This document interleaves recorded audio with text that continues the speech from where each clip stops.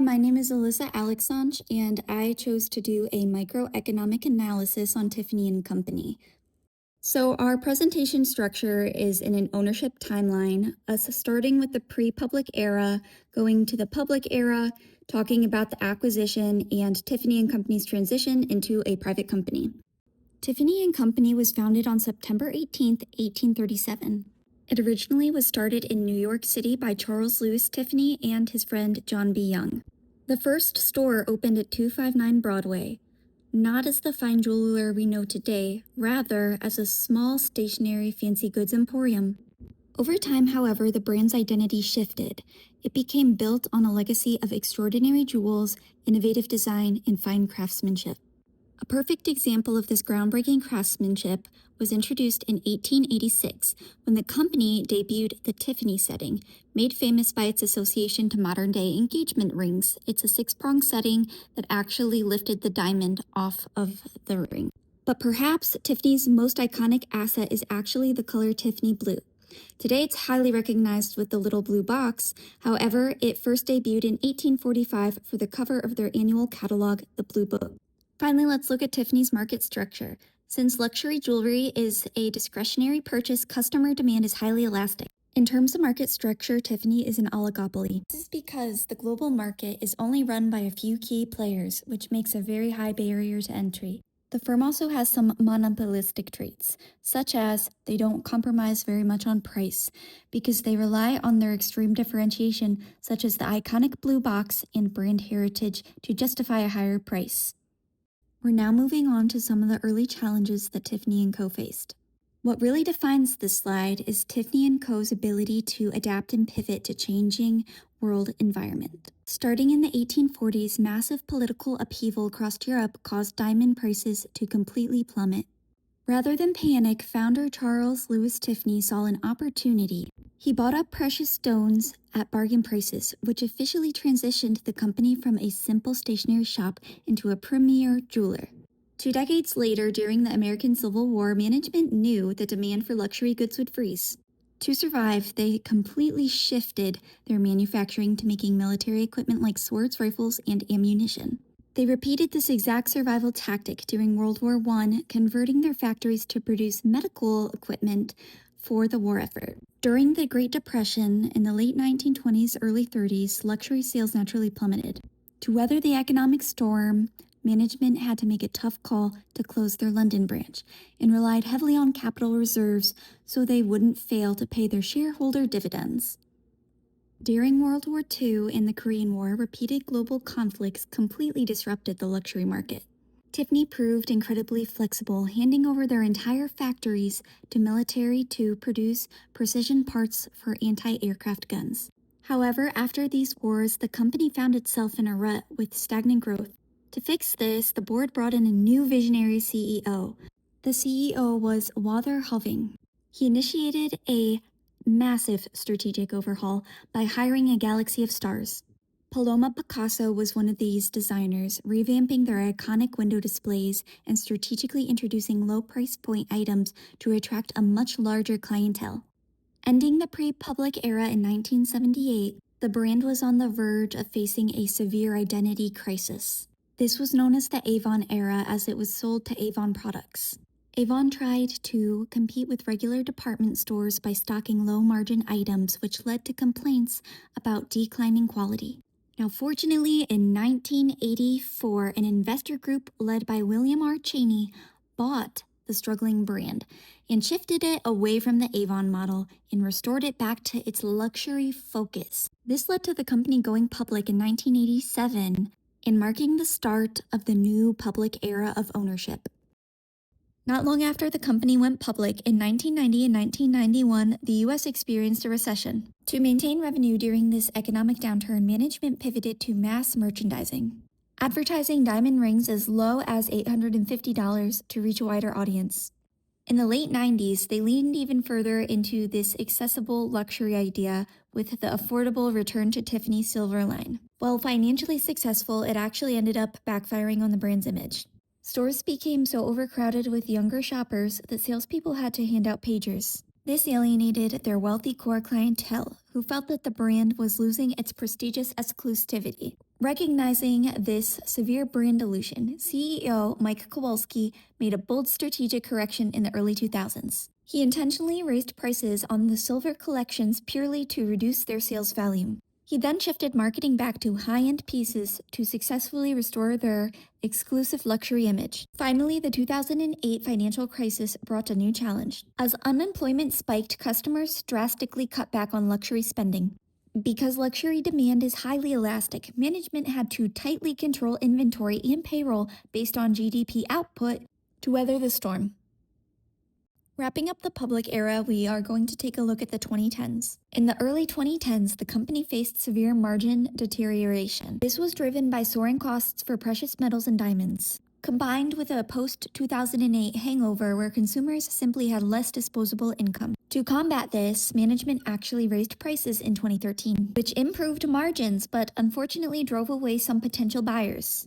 Just as they adjusted, the mid-2010s brought completely new headwinds. As represented of the stack of bills on the slide, the company was hit with a massive, unforeseen arbitration expense of over $480 million in 2014. At the same time, a spiking US dollar severely hurt foreign tourist sales. This turbulent combination caused Tiffany to miss the Wall Street earnings expectations for 3 consecutive years, forcing management to rely heavily on financial hedges to stabilize their numbers. Moving into 2019 and 2020 marked one of the most dramatic periods in the company's history. In late 2019, the luxury conglomerate LVMH agreed to acquire Tiffany for $135 a share.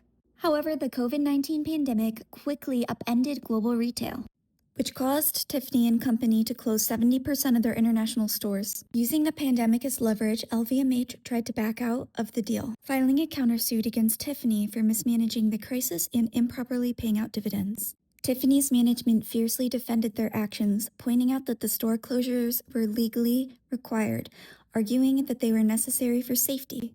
In addition, the company argued they had not missed a dividend payment since opening in 1987. They were successful in fighting back and saved the historic merger.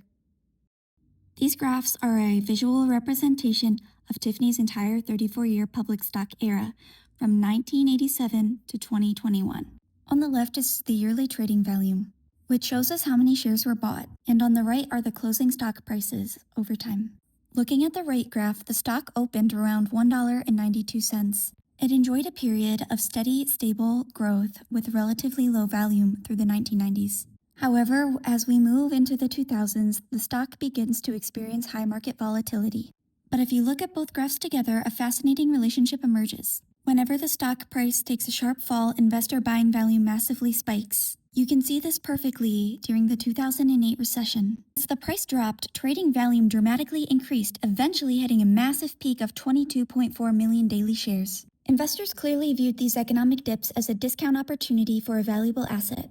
Post-2010, the stocks enter a major economic recovery phase, showing a massive long-term appreciation that eventually hits a historic maximum of $139.50. Finally, at the end of the timeline, we see a sharp price drop caused by the 2019 COVID pandemic. During this time of uncertainty, values stayed relatively frozen, but then spiked one last time in 2021. This final surge perfectly aligns with the LVMH acquisition, closing out their public era at $131.46. Ultimately, this data tells us a story of a highly resilient luxury asset with a massive long-term growth. Now let's look at what the public data actually tells us from an economic perspective using this infographic. If you follow the main ribbon, you'll see a massive long-term appreciation, growing from a historic low of $1.28 to a maximum price of $139.50.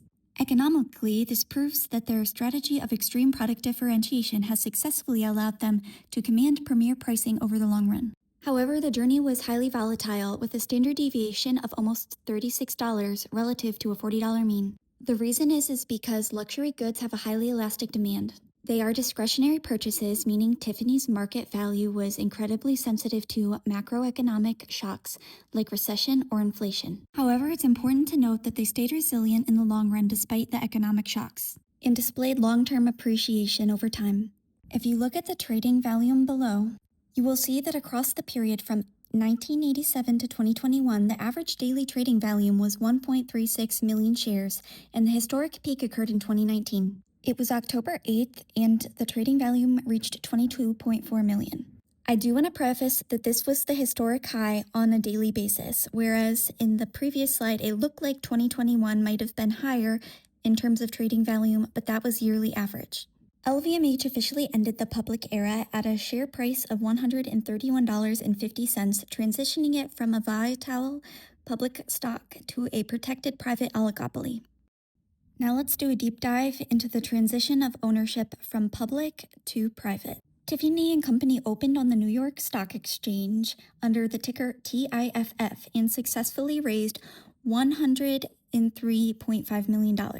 On initial opening, they remained public for over 3 decades, until LVMH made an initial bid of $16.2 billion in late 2019, agreeing to pay $135 per share. However, the COVID-19 pandemic had an effect on Tiffany's stock, plunging it 15% below the offer price. LVMH CEO Bernard Arnault began to look for ways to pressure Tiffany to lower the cost of the takeover. The LVMH board heavily scrutinized the pandemic's impact on Tiffany's financial results. Tiffany argued that there was no legal basis to reopen talks since they had followed financial covenants. Ultimately, after an intense standoff, the deal was finalized in early 2021 at a reduced price of $15.8 billion. From an economic perspective, the shift is monumental. Transitioning from a public firm to a private house removes the constant pressure of meeting short-term quarterly expectations, allowing management to focus entirely on long-term brand evolution. And interestingly enough, many of Tiffany's past competitors are houses under the LVMH brand. The new private era brought some intense operational challenges. Starting in 2021, the immediate hurdle was a severe French-US corporate culture clash, coupled with the urgent need to modernize an aging brand to reach a younger demographic. Management shifted in a sweeping leadership overhaul, bringing in new executives such as Anthony Ledru and Alexander Arnault. To immediately refresh the brand's prestige, they launched a massive global marketing campaign featuring superstars like Beyoncé, Jay-Z, and K-pop idol Jimin. By 2023, the post-pandemic luxury boom had ended. Economic headwinds like inflation took a heavy toll on discretionary spending. Despite spending roughly $350 million to revamp the Manhattan flagship store, staff consistently missed aggressive monthly sales goals, and the firm lost roughly 0.7 percentage points in the global market share. Instead of scaling back, management doubled down. They hiked sales targets, asking staff to hit a massive $60 million goal for December 2023 alone, which was double the previous year's performance. This pressure cooker environment brings us to 2024 and 2025. The missed targets and stressful environment hit employees' morale hard. The staff expressed a deep frustration over unpredictable bonuses, unrealistic targets, and a controversial internal engagement app called Tiffany Joy. Friction sparked a massive talent exodus, with the number of flagship salespeople falling by an estimated 40% in just 1 year. To survive this, management had to pivot. They shuffled in employees from other LVMH brands to fill in the gaps and launched a global employee well-being program called My Tiffany and rolled out new training initiatives called Culture of Elevation, teaching staff to focus entirely on selling ultra-high-end jewelry to protect their profit margins. Now let's look at how Tiffany & Company is doing post-transition into the private era. This infographic clearly shows that LVMH's strategy of premiumization is a highly effective economic model. First, look at the top left. Revenue from high jewelry has quadrupled and operating profits have doubled.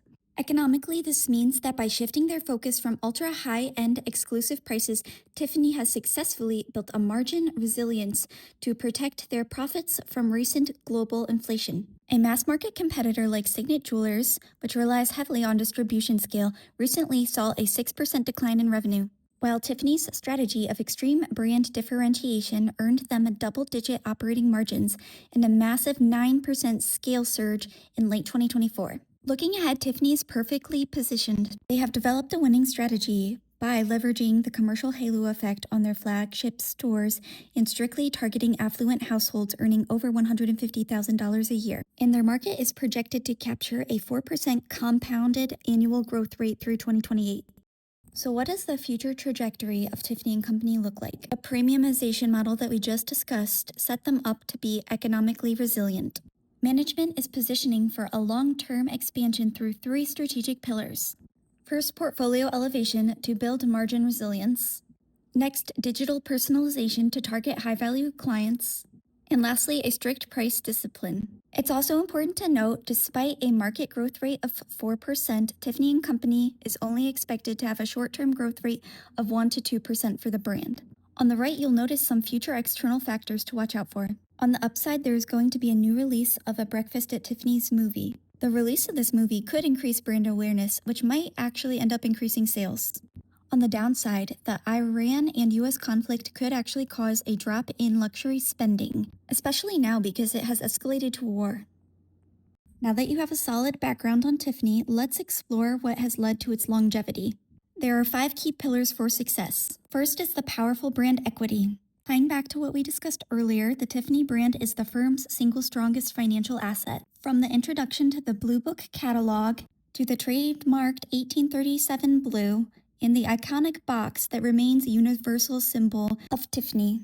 Second is cultural integration. Tiffany is deeply woven into American society. They craft our most famous sports trophies and cemented their pop culture legacy with Breakfast at Tiffany's. Historically, they have adapted, such as war times, and today's deep global integration means they need to stay highly attuned to modern geopolitical shifts, such as the US-Iraq conflict. The third pillar is product innovation. Founder Charles Louis Tiffany was famously dubbed the King of Diamonds. The brand doesn't just follow standards, they create them. From inventing the revolutionary 1886 Tiffany setting to helping establish the sterling silver standards and the metric carat. The fourth pillar is vertical integration. To aggressively protect profit margins, Tiffany has bypassed the middleman. By owning their own polishing workshops in places like Belgium, Botswana, and Vietnam, they successfully control the vast majority of their diamond production internally. The final pillar is a pioneering commitment to sustainability. Tiffany has been a leader in ethical sourcing since 1987, and today they boast complete transparency through their Diamond Source initiative and unmatched diamond traceability. They have also recently launched the Love Our Oceans initiative and earned the LEED Gold certification for their landmark store. Ultimately, these 5 pillars prove that Tiffany sells more than just jewelry. It sells highly protected, sustainable, and culturally integrated legacy. To tie everything together, let's just look at a brief overview of a SWOT analysis. Tiffany's core strengths are its iconic brand recognition and the immense resources from the LVMH partnership. Their weakness remains their high sensitivity to economic downturns, such as luxury demand is highly elastic. Looking ahead, their biggest opportunities are capturing new wealth in emerging markets and leading the industry in ethical, sustainable sourcing. Finally, they must constantly navigate ongoing threats like intense global competition, counterfeiting, and macroeconomic volatility. As someone with a background in marketing and public relations, I absolutely loved doing a deep dive into the Tiffany and Company brand, as well as learning more about the history. As you might notice, all the slides have been very specifically designed to mirror the brand, as well as the images strategically chosen to help tell a story. I was very surprised to learn while I was researching in this presentation about all the pivots that the company has made over the years in their history. But what surprised me the most was what they did during wartime, which was making weapons instead of jewelry. So these are all the sources that were used within this presentation. So I did use AI as a collaborative tool. I used it for executive functioning in organizational activities, as a research partner, as well as aiding in data analysis, and then also to develop graphs and infographics. And the sources that I used were Gemini, Google Workspace, and Notebook LM.